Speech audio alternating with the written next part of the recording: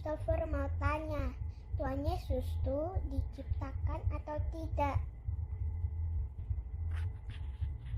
Karena kan kita nih kan diciptakan oleh Tuhan Yesus. Terus Tuhan Yesus ada sendirinya gitu.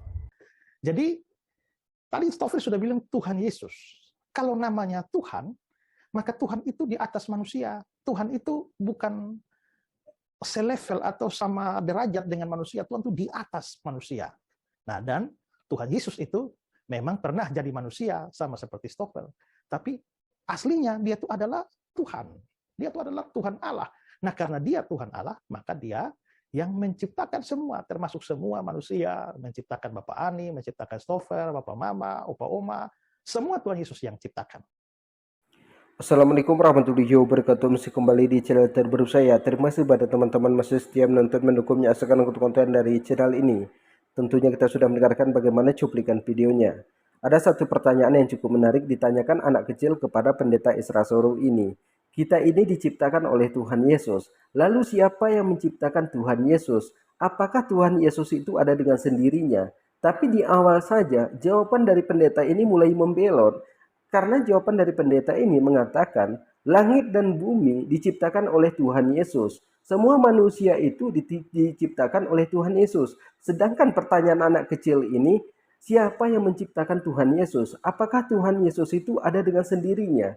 Kemudian ini kan bertentangan dengan apa yang dikatakan oleh para pendeta. Karena para pendeta mengatakan, Yesus ini adalah anak Tuhan. Yesus ini adalah anak Allah. Kalau ini dikatakan anak, mana mungkin anak itu lebih tua dari bapaknya? Karena mereka mengatakan Yesus yang menciptakan langit dan bumi. Mana mungkin anak itu yang menciptakan bapaknya? Otomatis di sini bapak yang menciptakan anaknya. Jadi ini sangat bertentangan. Karena di dalam Alkitab sendiri mengatakan, Yesus sendiri berkata, aku ini hanya diutus kepada domba-domba yang tersesat dari kaum Bani Israel. Jadi Yesus itu diutus hanya mencakup untuk kaum Bani Israel. Kita dengarkan selanjutnya. Bapak Ani, Stoffel mau tanya, Tuhan Yesus tuh diciptakan atau tidak? Karena kan kita nih kan diciptakan oleh Tuhan Yesus. Terus Tuhan Yesus ada sendirinya gitu. Stoffel jadi bingung. Nanti Pak Esra jawab pertanyaannya Stoffel ya. Dadah. Ya, itu pertanyaan Stoffel. Stoffel tanya, apakah Tuhan Yesus itu diciptakan?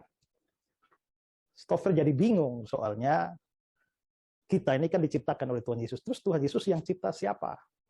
Nah, ini pertanyaan yang bagus, pertanyaan kristologi yang bagus. Ya, Stoffel ya. Nah, jadi tadi Stoffel sudah bilang Tuhan Yesus. Kalau namanya Tuhan, maka Tuhan itu di atas manusia. Tuhan itu bukan selevel atau sama derajat dengan manusia. Tuhan itu di atas manusia. Nah, dan Tuhan Yesus itu memang pernah jadi manusia, sama seperti Stoffel. Tapi aslinya dia itu adalah Tuhan. Dia itu adalah Tuhan Allah. Nah, karena dia Tuhan Allah, maka dia yang menciptakan semua, termasuk semua manusia, menciptakan Bapak Ani, menciptakan Stoffel, Bapak Mama, Opa Oma, semua Tuhan Yesus yang ciptakan. Ya, Stoffel biasa baca Alkitab kan? Sekarang Bapak Ani mau menunjukkan dari ayat Alkitab.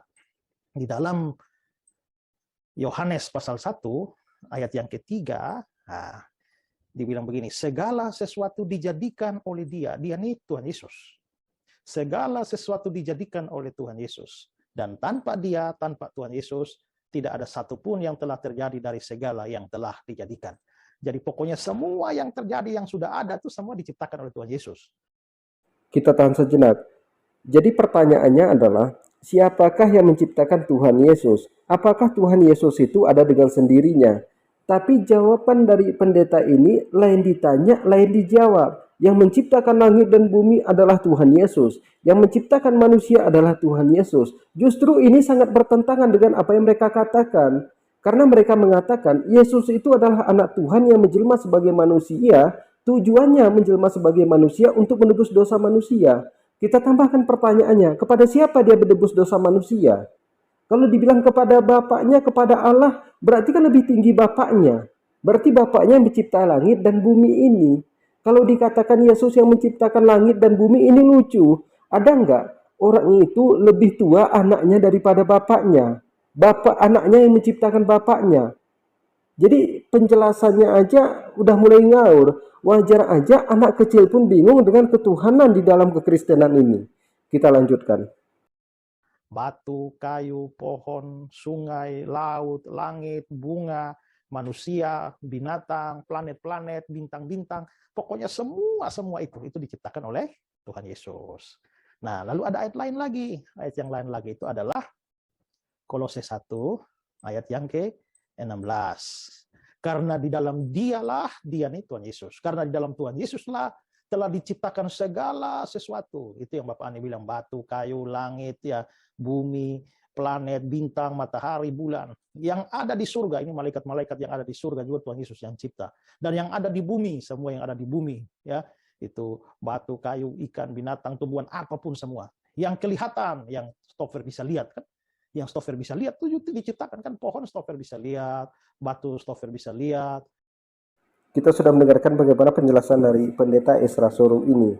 Jadi Pendeta Esra Soru ini mengatakan langit dan bumi, bintang, bulan, matahari itu semua diciptakan oleh Yesus. Kayu, binatang, manusia itu diciptakan oleh Tuhan Yesus. Yang ada di sorga semuanya diciptakan oleh Tuhan Yesus. Malaikat-malaikat diciptakan oleh Tuhan Yesus. Lalu apa fungsi Bapaknya? Karena mereka mengatakan di sini Yesus itu adalah anak Tuhan. Berarti Bapaknya bukan maha kuasa. Apa mungkin anaknya lebih tua dari Bapaknya? Apa mungkin anak yang menciptakan Bapaknya?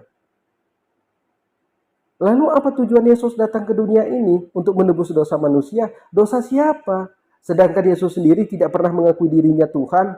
Dia itu mengakui dirinya di dalam Alkitab itu Kurios, bukan Theos. Kurios itu Tuhan. Tapi kalau Theos itu Tuhan, sedangkan Yesus sendiri mengakui dirinya itu Kurios, hanya Tuhan.